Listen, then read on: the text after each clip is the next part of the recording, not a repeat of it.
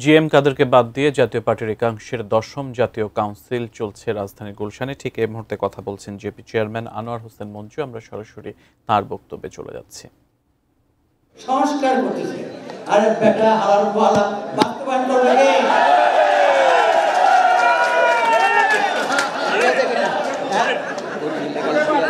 এই প্রশ্ন দিতে হবে তো। আমার কাছে জাতীয় দেশে ছিল অনেক বছর আগে, 14 দফা না 19 দফা নিয়ে আসাম রক্ষা আসলেন,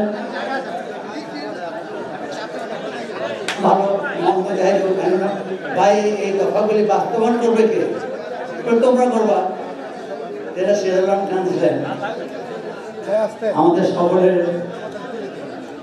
অত্যন্ত শ্রদ্ধা ভাষণ রাজনীতিবিদ।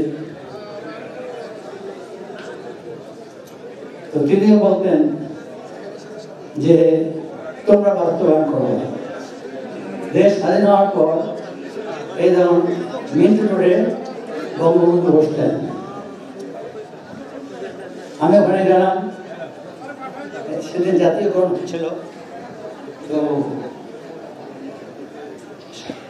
মণি সিং তিনিও ওখানে ছিলেন, বঙ্গবন্ধু আমাকে পরিচয় করে দিয়েছেন।